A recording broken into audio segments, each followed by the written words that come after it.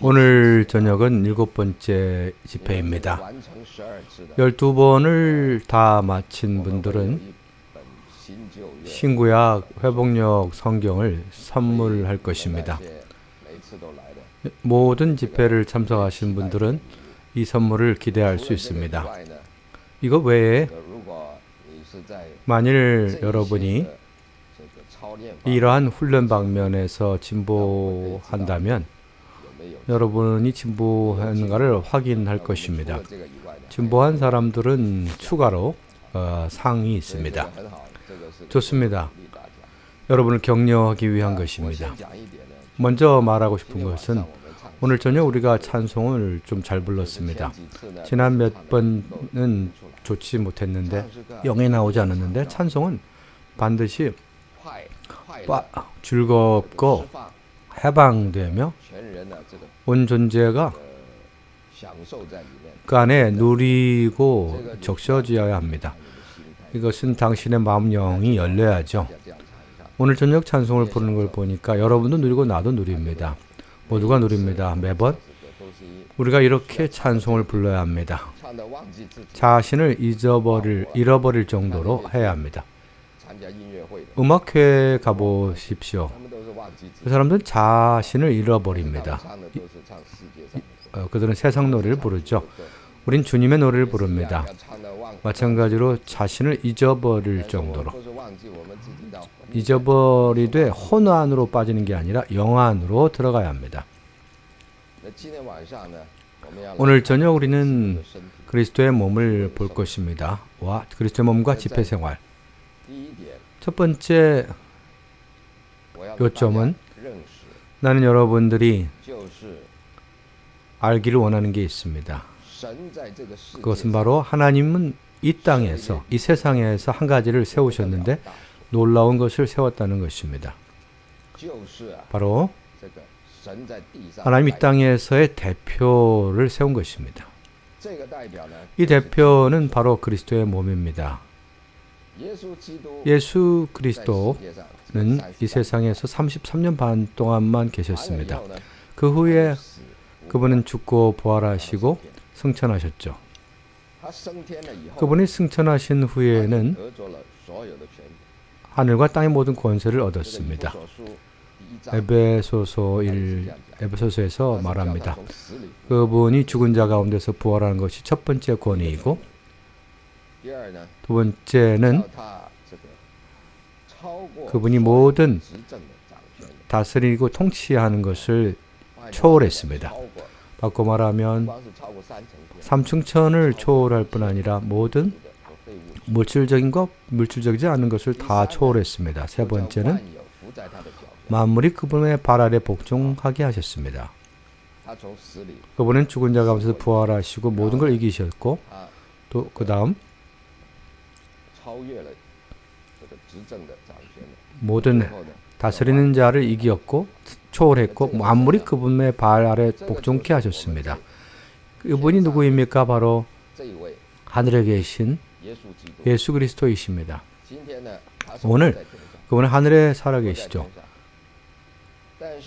그러나 이 땅에 그분의 대표가 있습니다. 혹은 예수 그리스도께서 오늘 여전히 땅에 계시다고 말할 수 있습니다. 이 땅에서의 그분의 계속은 바로 그분의 몸입니다. 그렇다면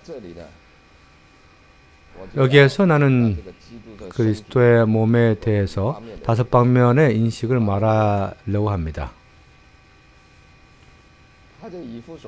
에베소서 1장은 만물이 그분의 발 아래 복종케 한다고 말했고 바로 하늘에 계신 머리가 교회를 위하여 만물의 머리가 되게 한다고 했습니다. 그 밑에는 교회는 그의 몸이니 라고 말했죠. 오늘 사람들이 하나님을 알려면 예수님에게 와야 합니다. 동일한 것을 원칙으로 예수 그리스도를 알려면 반드시 교회를 만져야 합니다. 교회는 바로 오늘날 이 땅에 서 있는 그리스도의 다시 나타남입니다. 다시 나타나신 것입니다. 이것이 첫째이죠. 이 교회는 정말 간단한 것이 아닙니다. 교회는 이 땅에서의 하나님의 그리스도의 몸이죠. 이 몸에 대해 5가지가 있습니다. 첫째는 그리스도의 몸으로서 교회는 바로 하늘에 계신 머리 신분의 대표라는 것입니다. 그리스도를 대표합니다. 바꿔 얘기하면 오늘 그리스도를 보려면 반드시 교회에 와야 합니다.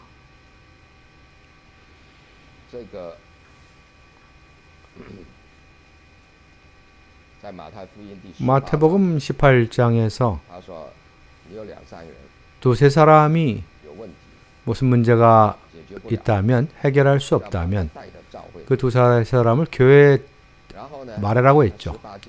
18절에서 이 땅에서 너희가 묶는 것을 해방한 것을 하늘에서도 해방한다고 했습니다. 하늘의 권위가 이미 땅으로 옮겨졌다는 것입니다. 땅에 풀은 것은 하늘에서도 풀고 땅에서 묶은 것을 하늘에서 묶는다고 했습니다. 땅은 하늘을 대표하게 됐습니다. 땅이 바로 하늘의 영사관이라고 할 수 있습니다. 하늘을 대표하는 것입니다. 오늘 이 모든 권위, 그리스도의 권위와 능력은 바로 교회 안에서 표현됩니다. 그러므로 주 예수님이 부활하신 후에 그분의 제자들에게 숨을 내셨는데 이 숨을 통하여 교회가 됐습니다. 주 예수님은 너희가 누구의 죄를 남겨두면 그냥 남겨두고 누구의 죄를 용서하면 받을 거라고 했습니다. 이건 더 강하게 말했죠. 교회가 한 사람의 죄를 용서한다면 주 예수님이 하늘에서 그 용서를 인정한다는 것입니다. 바꿔 얘기하면 교회는 정말 공식적으로 그리스도를 대표한다는 것입니다. 이것이 첫 번째입니다. 그러므로 교회는 다만 십자가 달린 예배당이 아닙니다. 교회는 이 땅에서 있는 하나님의 대표요. 그리스도의 권위의 표현이라고 할 수 있습니다. 이것이 첫 번째입니다. 마치 내 몸은 나를 대표합니다. 만일 내가 머리만 있다면 몸이 없이 머리만 있다면 안 됩니다. 내 몸도 필요하죠. 오늘 영광을 받고 높여지고 멸관을 얻으신 분, 그분은 하늘에 계십니다. 그러나 세상은 어떻게 그분을 봅니까? 그분의 대표를 통해 봅니다. 그게 첫째 얘기죠. 두 번째는 그리스도의 몸으로서 모든 공급은 다 교회를 통하여 오는 것입니다. 그러므로 교회는 바로 그리스도의 공급을 얻는 곳입니다. 한 장소가 있는데 여러분은 거기서 그리스도의 공급을 얻을 수 있습니다. 바로 교회입니다. 그러므로 여러분이 아침복의 양식에 보면은 하나님 그리스도인에게 준 은혜는 2가지가 있습니다. 첫째는 개인의 은혜이고 두 번째는 단체의 은혜입니다. 예를 들어서 여러분이 평강을 누린다면 개인의 평안이 있고 단체의 평안이 있습니다. 여러분이 기쁨을 누리면 개인의 기쁨이 있고 단체의 기쁨이 있습니다. 여러분이 보호를 누립니까? 개인, 단체 2가지가 있습니다. 단체가 개인보다 더 큽니다. 단체인 것은 몸 안에 있을 뿐입니다. 그러므로 여러분이 단독적인 그리스도인이 된다면 일부의 체험이 부족하게 될 겁니다. 단독적으로 그리스도인이 생활할 수 있지만 많은 부분에 하나님이 한 민중에게 준 은혜를 얻지 못할 것입니다. 그 공급은 바로 몸 안에 있습니다. 그러므로 바울은 그 용어를 아주 계시 있게 사용했습니다. 몸을이라는 단어를 사용했습니다. 구약에서 한 단체가 이스라엘 백성이 있습니다. 그러나 하나님은 그들을 하나님의 몸이라고 말한 적이 없습니다. 신약에서 또 한 단체가 있는데 하늘에 속합니다. 바울은 그 단체를 그리스도의 몸이라고 했습니다. 이것은 새로운 계시입니다. 제 몸을 보십시오. 제 머리는 내 온몸의 모든 필요를 공급합니다. 내 온몸의 필요는 머리에서 지배하고 공급하죠. 그러므로 몸은 바로 실제로 머리에 공급을 받는 곳입니다. 만일 머리에 평강을 얻고 기쁨을 얻고 보호를 얻고자 한다면 반드시 몸 안에 있어야 합니다. 몸 안에 있지 않는다면, 몸을 떠난다면, 가령 내 손가락을 이쁘다고 해서 그걸 잘라낸다면 손가락은 몸을 떠나게 되죠. 그러면 공급을 잃게 됩니다. 어떤 지체는 단독적인 그리스도인의 생활을 할 수 있다고 생각합니다. 그러나 3주, 4주 어떤 사람은 형제자매님들을 너무 보고 싶지 않다. 여행하겠다 하지만 2주 지나면 뭔가 메마름이 있게 됩니다. 3, 4주가 지나면 유지하기 어렵게 됩니다. 반드시 형제자매들 가운데 와야 합니다. 왜 그렇습니까? 그 공급은 바로 몸 안에 있기 때문이죠. 몸을 떠나면 여러분은 그 단체에게 준 은혜가 없습니다. 그러므로 첫 번째, 교회는 바로 하나님이 이 땅에서의 하나님의 대표입니다. 두 번째는 교회는 바로 여러분이 공급을 얻는 곳입니다. 공급을 얻는 곳. 세 번째는 교회는 바로 그리스도의 몸이라고 했는데 교회가 누구입니까? 교회는 건물이 아닙니다. 교회는 교황 주교가 아닙니다. 교회는 바로 마이클, 나, 또 데니얼, 여러분 모두를 더한 것, 바로 그것이 교회입니다. 바꿔 말한다면 교회는 바로 모든 지체들입니다. 교회는 모든 지체들이 더한 것입니다. 내 몸을 보십시오. 많은 지체들로 구성되어 있습니다. 모든 그리스도 안에서 구원을 받은 모든 믿는 이들, 그들은 다 그리스도의 몸의 지체들입니다. 그들이 합해진 것이, 더해진 것이 바로 그리스도의 몸입니다. 그렇기 때문에 여러분은 한 믿는 이일 뿐 아니라 또한 지체입니다. 믿는 이로서는 단독적일 수 있겠지만 지체로서는 결코 단독적일 수 없습니다. 에베소서에서는 우리가 다 하나님과 멀리 떨어진 사람이었지만 2장에서 말합니다. 우리가 그리스도의 은혜로 가까이 와서 하나님의 가족이 되었다고 말합니다. 좋은 말입니다. 보십시오. 우린 본래 다 하나님의 원수였습니다. 이제 우리는 하나님의 가족이 되었습니다. 가족만으로는 더 뭔가 떨어질 수 있죠. 나눠질 수 있죠. 그러나 지체는 나눠질 수 없습니다. 보십시오. 제 몸은 어딜 가나 온 존재가 다 같이 갑니다. 온몸이 같이 가죠. 우리가 믿을 때 성경은 말합니다. 우리의 신분은 바로 지체라는 것입니다. 여러분의 운명, 여러분의 생명, 여러분의 신분, 위치 다 지체입니다. 여러분은 주님 나는 지체가 되고 싶지 않습니다 라고 말한다면 미안합니다. 여러분 믿으면 지체입니다. 마치 이렇게 말하는 것 같죠. 주님 저는 중국인이 되고 싶지 않습니다. 미안합니다. 당신이 그렇게 태어났으면 중국인입니다. 난 사람이 되고 싶지 않습니다. 그렇게 태어났죠. 이와 마찬가지로 나는 지체가 되고 싶지 않다고 말한다면 미안합니다. 여러분 지체입니다. 여러분의 존재가 바로 이 단어, 이 용어에 매였습니다. 그 말은 여러분의 존재는 단독적일 수 없다는 것입니다. 단독적인 건 불가능합니다. 아까 내가 말했듯이 이 지체를 잘라내면 뭐가 되겠습니까? 존재할 수 없게 됩니다. 이와 마찬가지로 우리가 주님을 믿을 때 우리는 주님을 믿는 사람일 뿐 아니라 주님의 지체들입니다. 주님의 지체들로서 우리는 다만 전체의 한 부분에 불과합니다.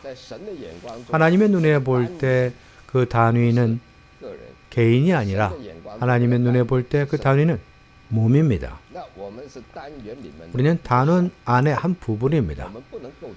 우리는 한 단위가 될 수 없습니다. 그러므로 우리가 받은 생명은 단체적인 생명입니다. 그게 첫째, 그러므로 몸은 하나님의 대표이고, 둘째, 몸은 우리가 공급을 얻는 곳입니다. 셋째, 몸의 지체로서 있는 것이 우리의 생명의 특징입니다. 생명의 특징입니다. 우리가 얻은 이 생명은 많은 특징이 있습니다. 예를 들어서 한 가지는 거룩해지는 것입니다. 믿지 않은 사람들은 사람을 욕하면 더 좋아합니다. 욕할수록 더 해방을 받죠. 그런데 주님을 믿은 후에 생명이 들어오고 나서는 하나의 특징이 있는데 바로 거룩입니다.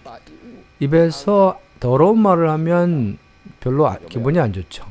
그렇지 않습니까? 이것이 생명의 특징입니다. 새는 특징이 뭡니까? 때가 되면 어떤 공부를 안 해도 날을 줄 알게 됩니다. 날아가는 것이 새의 특징입니다.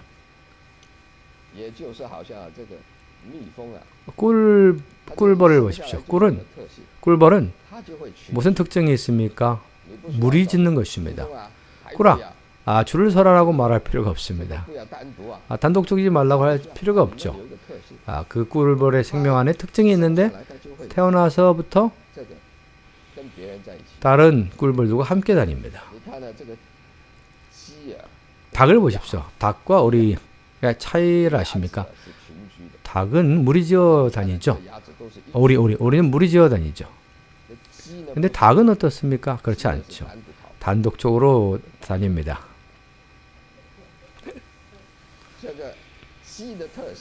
닭의 특징은 바로 단독적인 것이고 오리의 특징은 무리짓는 것이요 단체적인 것입니다. 우리가 받은 이 생명은 거룩할 뿐 아니라 하나님을 사랑하고 또한 우리 안에 이 생명은 바로 무리짓는 것입니다. 집회하는 것이죠. 그러므로 그리스도인이라면 집회는 그에게 그의 생명의 본능입니다. 마치 새의 본능은 바로 나르는 것이죠. 나르지 말라고 하는 것은 어렵습니다. 괴롭습니다. 마찬가지로 한 그리스도인에게 그리스도의 몸의 지체로서 집회를 참석하지 말라고 하는 것은 괴로운 것입니다. 왜냐하면 그것은 그의 생명의 특징이기 때문이죠. 이것이 세 번째. 네 번째는 바로 그리스도인의 집회는 하나님의 정하심이라는 겁니다.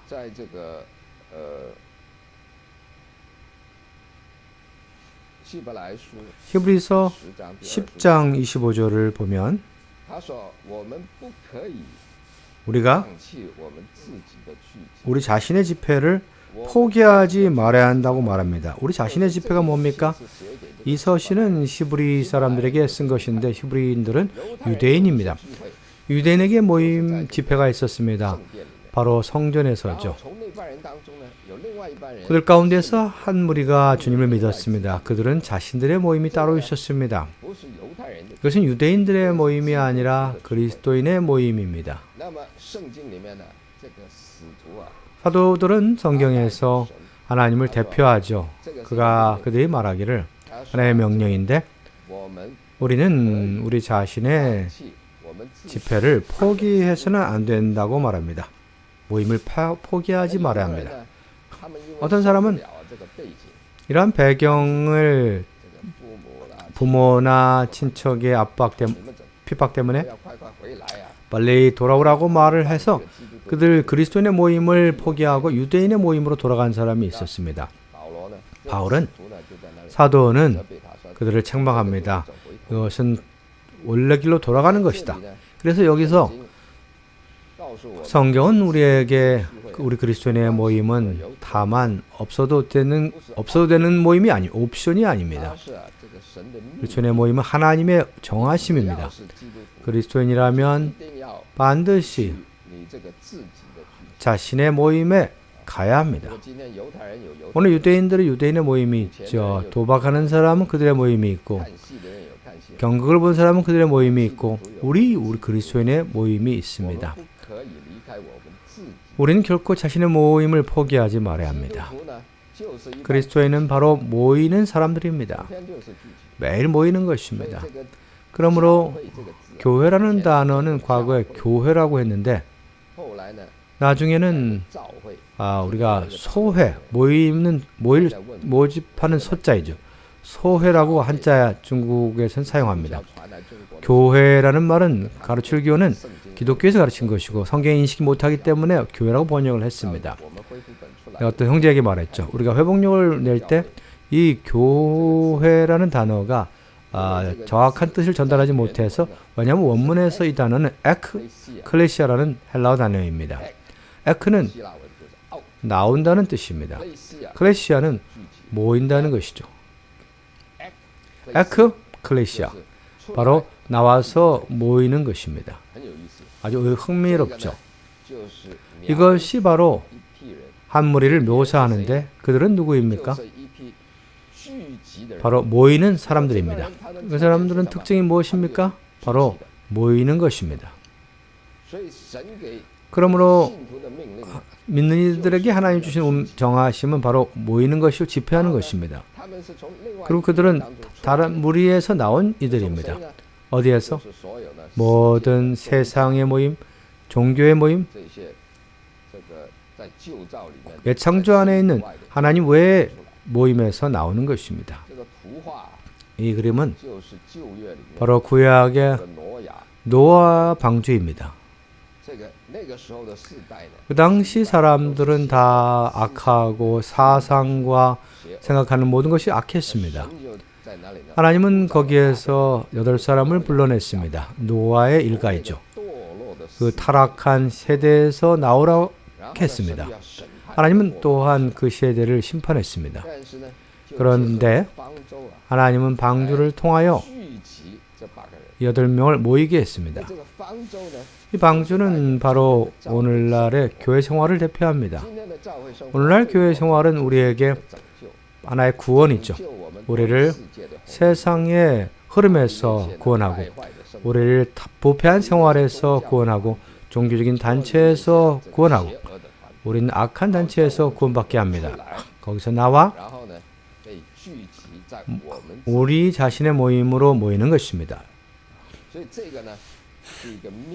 이것은 하나의 명령이자 하나의 정하심입니다. 마지막 5번째는 이 몸은 바로 우리 교회, 우리 집회 생활인데 일종의 생활이라는 것입니다. 오후에 내가 그 한 분한테 얘기했는데 기독교에서는 예배를 본다고 말을 합니다. 왜 여러분들은 예배를 본다고 하지 않냐고 내게 물었습니다. 내가 말했죠. 우리가 말하는 교회는 일주일에 한 번 가는 예배가 아닙니다. 1시간 하는 그런 것이 아니죠. 곧 어떤 증시라는 어떤 선거가 있는데 그분 매일 아침 마리아 앞에서 이렇게 찍습니다. 그런 다음에 가버리죠. 그것은 그의 형식입니다. 예식이지 생활이 아닙니다. 우리에게는 보십시오. 사도행전 시작에서 믿는 이들은 매일 모였습니다. 낮에 출근을 했다가 저녁에 같이 모였습니다. 이것은 그들에게 하나의 생활입니다. 그들은 일주일에 한 번 모여서 어떤 장소에 가서 십자가 있는 건축물에 가서 긴 의자에 앉아서 1시간 앉고 그들의 종교 의무를 다한 것이 아닙니다. 그들은 매일매일 밥 먹고 찬송하고 떡을 떼며 집회하고 또 신방하고 어쨌든 함께 있었습니다. 이것이 그들의 생활이었습니다. 마치 내 몸의 지체들은 일주일에 한 번 이렇게 조립해서 함께 운동하는 것이 아닙니다. 이 몸은 잘 때도 몸이 함께 있고 밥 먹을 때도 이 모습이고 하루 종일 이 모습, 이것이 나의 생활이죠. 내 몸이 내 생활입니다. 이와 같이 교회의 참된 회복은 바로 생활입니다. 오늘 기독교는 정상이 아닙니다. 그들은 예배만 봅니다. 불교가 예배를 보고 도교가 예배를 보듯이. 우리에게 이것은 완전히 타락한 것이죠. 성경에서는 우리에게 믿는 이들이 함께 모이는 것은 일종의 생활이라는 것입니다. 5가지가 있죠. 첫째, 몸은 하나님의 대표요. 두 번째, 몸은 우리가 공급을 얻는 곳이요. 세 번째는 몸의 생활은 우리의 특징입니다. 네 번째는 우리의 운명입니다. 우리가 모여야 합니다. 다섯째, 몸의 생활은 바로 우리의 생활입니다. 이 5가지입니다. 자, 좋습니다. 자, 이제 이러한 집회 생활, 몸의 생활에서 한 가지 중요한 게 있는데 바로 주일입니다.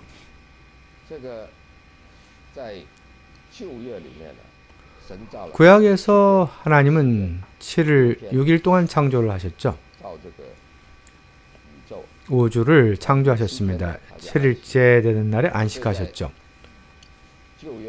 그러므로 구약에서는 그 순환은 7일입니다. 7일에 하나의 순환이 있습니다.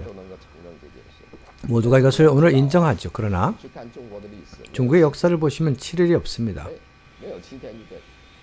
7일이 하나의 순환이 아닙니다. 7일이 하나의 순환인 것은 복음이 전파된 후에 7일을 하나의 순환으로 여겼습니다. 구약에 따르면 6일간 일하고 7일째 된 날 쉬는 것입니다. 7째 되는 날은 바로 오늘날 토요일인데 당시에 7일이 오늘 토요일이었죠. 유대인들은 토요일 날 모였죠. 그날이 안식일이었습니다. 오늘 그리스도인들 가운데는 안식일을 기념하는 사람들이 있습니다. 그런데 신약에 와서 주 예수님은 안식일을 깼습니다. 안식일에서 그분은 일하셨습니다. 그러므로 안식일이 없어졌죠. 안식일을 대체한 것은 그분이 대체하기 위해 또 다른 날을 세웠는데 8째 날입니다. 8일, 제8일은 바로 주의 날이라고 했습니다. 그날은 전적으로 주님께 속한 날입니다. 이 8일째 되는 날은 바로 우리의 첫째 날입니다. 주 예수님은 금요일 날 못 박혔고 4일째 되는 날 부활했죠. 그러므로 주일 날 부활한 것이죠. 구약에서 시편 119편에 보면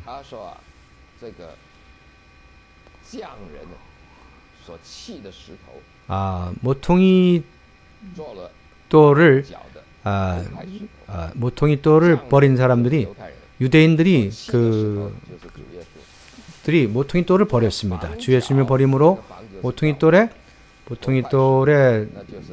머릿돌이 되었다고 했습니다. 그리스도가 머릿돌이십니다.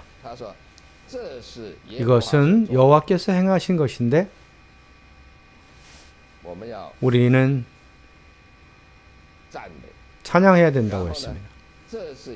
우리 것이 여호와께서 정한 날인데 우리가 그 안에서 즐거워 기뻐해야 된다고 말합니다. 돌을 누가 버렸습니까? 유대인들이 십자가에 못 박혔습니다. 주 예수님은 교회 안에 모퉁이 돌이 되었습니다. 이것이 여호와께서 행하신 것인데 우리 눈에 희귀한 것이지만 이것은 여호와께서 정하신 날이요. 무슨 날입니까? 바로 모퉁이 돌을 버린 날. 바로 그 날이 주님이 부활한 날입니다. 이것이 여호와께서 정한 날인데 우리는 그 가운데에서 즐거워해야 된다고 말합니다. 그러므로 성경은 우리에게 여호와께서 정한 날은 바로 주님이 부활한 날입니다. 성경은 이것을 7일의 첫째 날이라고 했습니다. 본래 7일의 첫째 날은 원래 7일째 되는 날이 가장 중요한 날이었는데 지금은 바꾸어서 첫째 날이 되었는데 바로 주일이 중요하게 됐죠. 지금 온 세상은 다 7일의 순환을 사용합니다. 그들은 첫째 날을 일요일이라고 칭합니다. 사실 일요일은 이교에서 온 것입니다. 그들은 썬데이라고 합니다. 바로 태양 신을 기념하는 날이죠. 태양을 기념하는 날. 과거에는 한 주 7일을 7가지 행성을 대표하여 사용했습니다. 매일을 사용했죠. 첫날은 태양을 기념하고 썬데이라고 하죠. 그러나 우리 그리스도인들은 썬데이라고 하지 않고 그날을 Lord's Day, 주의 날이라고 말합니다. 그리스도인으로서 우리는 이 날을 다른 날보다 더 중요하게 봐야 합니다. 더 중요하게 봐야죠.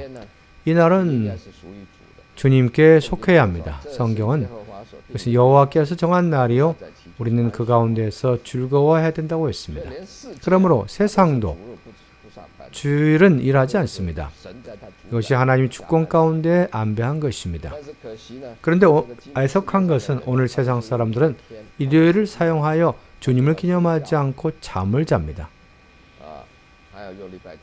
또한 일요일을 사용하여 놉니다. 죄를 범하는 일을 하죠. 우리 그리스도인은 주일을 사용하여 주님을 경배해야 합니다. 주일을 사용하여 주님을 생각하고 또한 즐거워하며 기뻐해야 합니다. 이 날은 다른 그리스도인들과 함께 모여야 합니다. 이 날을 분별해야죠. 보십시오.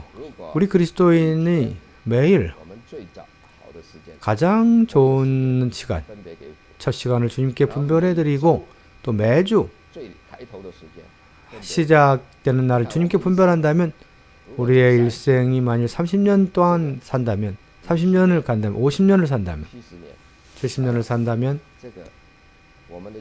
우리의 일생은 얼마나 축복이 있겠습니까? 7일 중에 한 날을 주님께 분별해드리고 1년은 적어도 52죠? 51일간을 주님께 분별해드리게 됩니다. 10년이면 520일을 주님께 분별하게 됩니다. 적어도 여러분은 그러한 시간들을 주님께 분별하게 되죠.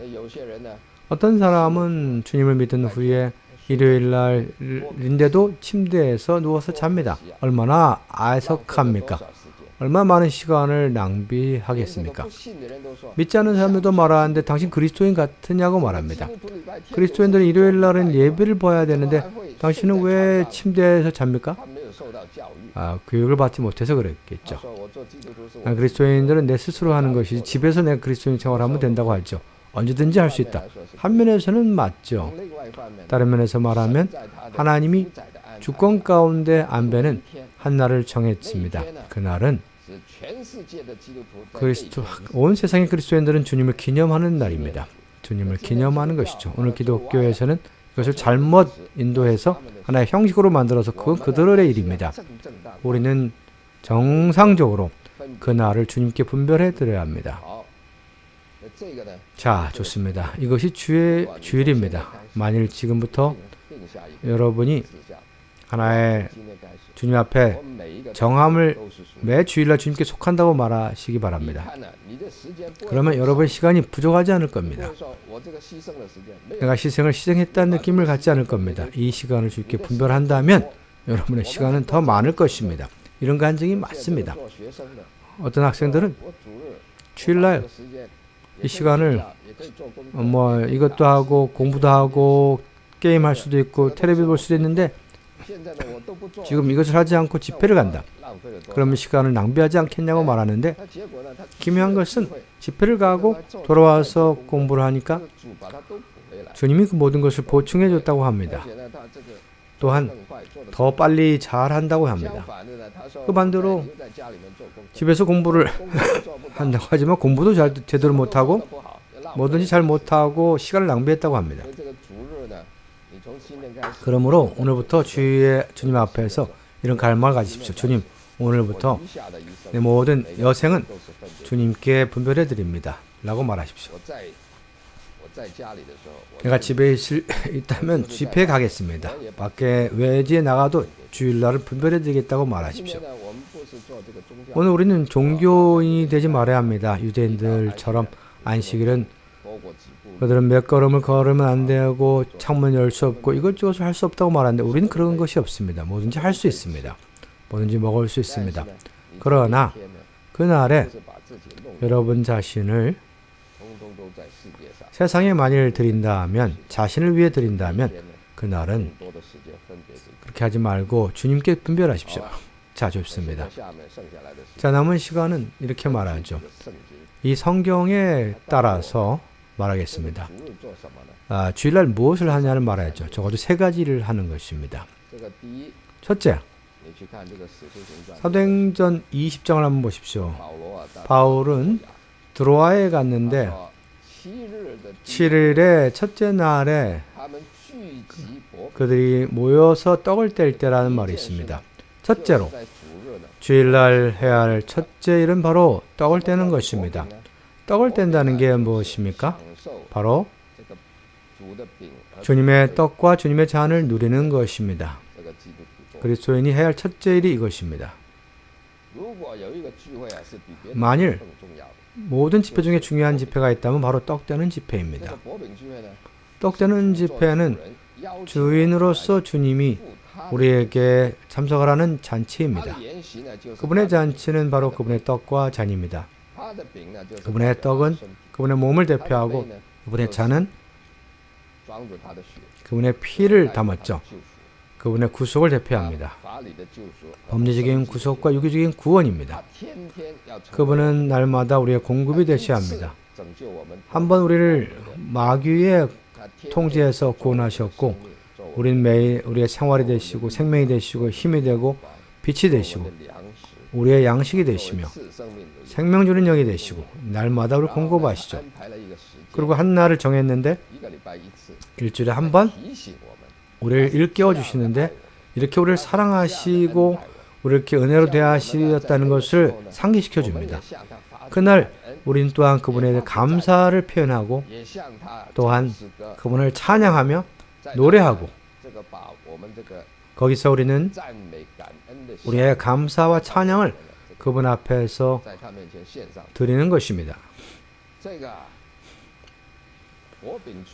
떡 떼는 집회는 시험 보는 것도 없고 공부하는 것도 없고 거기에서 우리는 다만 찬양하고 기도하며 찬양하는 것이죠. 이것이 유일하게 해야 할 일입니다. 이것이 모든 집회 가운데 유일하게 주님께 온전히 향하는 집회입니다. 주님을 위하는 집회입니다. 1시간 동안 우리는 찬양을 합니다. 먼저 주님을 찬양하고 그 다음에는 떡을 뗀 후에는 아버지를 찬양하고 경배합니다. 아들, 자녀로서 그분을 찬양합니다. 이것이 그리스도인인 우리에게 일주일에 한번 상기시켜주는 것입니다. 매일 주님을 의지하여 사는 우리에게 상기시켜주는데 우리가 매일 주님 앞에 은혜 안에 산다는 걸 상기시켜주는 겁니다. 이것이 주님이 우리에게 주신 큰 은혜이죠. 우리가 세상에서 세상은 사막과 같습니다. 광야와 같죠. 길을 가다 보면 피곤하고 또한 다리에 먼지가 묻게 됩니다. 일주일에 한 번씩 우리는 여기 와서 휴식을 취하고 누립니다. 마치 사막에 있는 오아시스와 같습니다. 사막에 있는 오아시스와 같죠. 이것이 우리가 매주 새로 힘을 얻는 곳입니다. 여기에서 새롭게 주님께 매혹되는 것입니다. 그러므로 좋은 그리스도인이 되려면 결코 이 집회를 포기하지 말아야 합니다. 잃어버리지 말아야죠. 이것은 주님 우리에게 귀하고 사랑이 표현하는 것이죠. 많은 형제님들은 주님을 떠났습니다. 3년, 5년 떠난 후에 탕자로 있었습니다. 돌아와서 이러한 집회에 올 때마다 떡되는 집회에서 마음이 만져집니다. 그러므로 눈물이 나고 마음이 정말 부드러워지고 주님을 사랑을 만짐으로 주께 돌아옵니다. 그렇기 때문에 주의 날은 뭘 합니까? 모여서 떡을 떼며 주님을 기념하는 것입니다. 뿐만이 아닙니다. 고린도전서 14장에 보면 너희가 함께 모일 때마다 뭘 합니까? 각 사람이 찬송이 있거나 간증이 있거나 또한 가르침이 있거나 주를 위하여 신원하는 것이 있거나 다 건축을 위하여 하라고 했습니다. 14장 26절이죠. 고린도전서. 여기서 그리스도의 모임이 있을 때 우리가 뭘 합니까? 찬송을 하고 찬송은 건축을 위하고 이뿐만이 아니라 우리의 가르침도 모든 게 건축을 위해 합니다. 오늘 생활에서 이것을 신원이라고 합니다. 또 신원이 있습니다. 그러므로 여러분이 집회에 와서는 다만 메시지를 듣는 것이 아니라 다만 그냥 에어컨과 찬송을 누리는 것이 아니라 여러분 거기에서 뭐랍니까? 주를 위하여 신원하고 말하는 것입니다. 이 훈련에서 여러분들이 주를 위해 말하는 것을 훈련하고 있습니다. 자, 그러면 여기서 우리는 이곳에서 주를 위하여 우리는 집회가 10시 반에 집회가 있죠. 먼저 떡을 떼고 떡을 뗀 다음에는 신원하는 집회가 있습니다. 교파에서는 어떻습니까? 교파에서는 다만 찬송하고 설교를 듣고 그렇습니다. 좀 더 이런 것을 아주 많이 하죠. 그러나 그 잘하는 사람은 한두 명만 직업을 가지고 합니다. 몇백 명은 거기서 앉아 있습니다. 다만 듣죠. 다만 듣는 역할만 합니다. 참여할 수가 없죠. 근데 게으른 사람들은 말하죠. 더 좋죠. 오늘은 당신 목사님이 일하는 날이고 난 다만 누리면 된다고 하죠. 그러나 사실 그것은 가장 누림이 없는 것입니다. 참된 누림 뭡니까? 여러분들이 참여하는 것입니다. 여러분들이 참여하는 것이죠. 나는 집회에서 사람들이 연기하는 어떤 시합을 구경하는 것과 내가 참여하는 어떤 것이 낫습니까? 참여하는 것이 더 누림이 있죠. 오늘 마찬가지로 교파에서의 예배는 마치 수영장에서 수영을 올림픽 경기를 연기하는 것 같습니다. 목사님들이 설교하고 신학 박사를 얻은 사람들이 정말 설교를 잘하죠. 정말 모든 사람들을 듣게 합니다. 그러나 보십시오. 많은 듣다가 잠든 사람이 많습니다. 절말 듣다가 잠들어 버립니다. 우리는 어떻습니까? 우리는 여기에서 그렇지 않습니다. 우리는 집회에서 정말 참으로 주님의 사랑으로 주님의 임재로 만져집니다. 두 번째는 우리는 오리와 같이 안에 당신도 가서 수영하고 당신도 수영하십시오라고 합니다. 딴 사람들을 수영하는 걸 보는 것이 아닙니다. 여러분 자신이 가서 수영하는 것입니다. 오리에 보십시오. 오리는 거기 들어가서 99명이 다 들어가서 수영하고 한 오리가 구경하는 게 있습니까? 구경하는 오리를 안에 들어가라고 할 것입니다. 모두가 수용하는 것입니다. 정말 그렇습니다. 우리의 신원 집회는 마치 이와 같습니다. 모두가 다 하나님 위해 말하는 것입니다. 문제가 없습니다. 다 배우는 것입니다. 아무도 구경하는 사람이 없습니다. 그럴 때 하나님이 영광을 얻습니다. 또한 우리가 건축되게 합니다. 이것이 두 번째입니다. 그러므로 우리는 신원하는 것이죠. 또 하나는 고린도서 16장에 있습니다. 7일의 첫째 날에 너희가 모였을 때 너희 예비한 것을 그날에 가져가야 한다고 했습니다. 헌금함에 놓는 것이죠. 마치 뭐가 같습니까? 평소에 그 사람들은 이 땅에서 얻은 것을 일부러 예비해 둡니다. 그런 다음에 그 다음에 절기에 이러한 7급째 날에 그들은 성전에서 와서 하나님께 드렸습니다. 그리스도인은 7일의 첫째 날은 우린 제물을 바쳐야 합니다. 물론 평소에도 헌신할 수 드릴 수 있습니다. 성경에 보는 우리에게 예비된 것을 7일의 첫째 날에 드려야 합니다. 헌금함에 놓아야죠. 만약 기독교 교파의 모임에 참석해 보면 그들은 어떠한 것을 부대기를 이렇게 전달합니다. 여러분 앞에 이것이 전달될 때 여러분은 그것을 뭔가 돈을 놓지 않으면 계면적이 되죠. 돈을 좀 놓는 것이 좀 계면적이어서 원하든 원치 않든 돈을 집어넣습니다. 이것은 좋지 않습니다. 마치 구걸하는 것과 같습니다. 이것은 좋지 않아요. 그래서 우리의 헌금함은 다 금밀한 곳에 둡니다. 어떤 사람도 헌금하려고 하는데 헌금함이 어딨냐고 말합니다. 우리는 있긴 있습니다. 일주일에 한 번 모일 때 헌금함을 둡니다.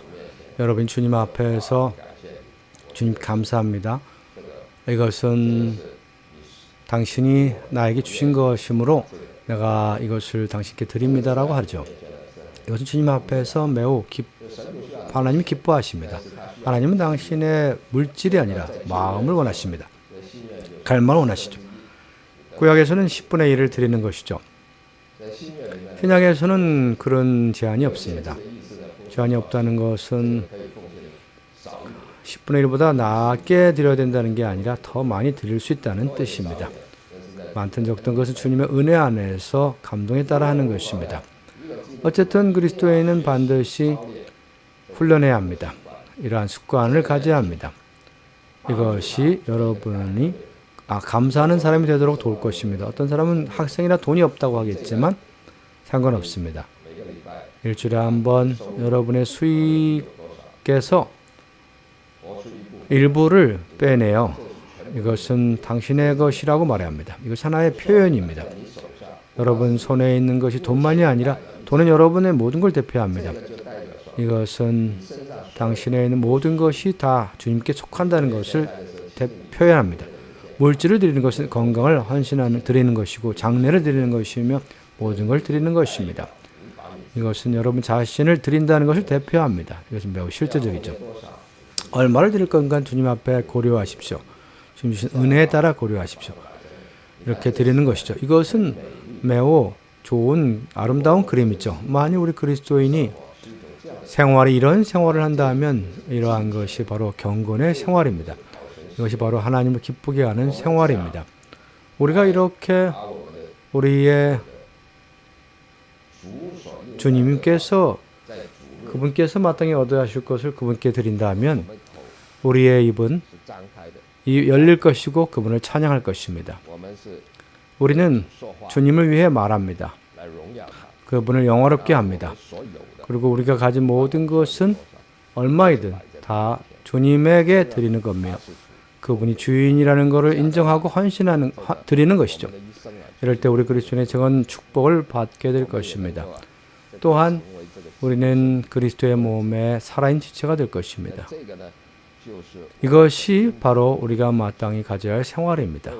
그러므로 나는 오늘 여러분들이 그리스도인의 생활이 집회 생활이라는 것을 아시기 바랍니다. 모이는 생활입니다. 매 주일을 주님께 드리십시오. 지금 우리가 주님께 주의를 드린다는 것은 아침 6시부터 밤 12시까지를 말합니다. 다 교회 안에 두라는 것입니다. 적어도 여러분은 떡을 떼는 시간 주를 위해 신원하고 또한 여러분에게 속한 것을 주님 제단 위에 둬야 합니다. 이것은 모든 것이 주님께 속했다는 뜻입니다. 자, 좋습니다. 저는 여기까지 말하겠습니다. 오늘 저녁은 벌써 9시가 됐네요. 자, 먼저 여러분에게 시간을 드리겠습니다. 간증하시든지 함께 질문하셔도 됩니다.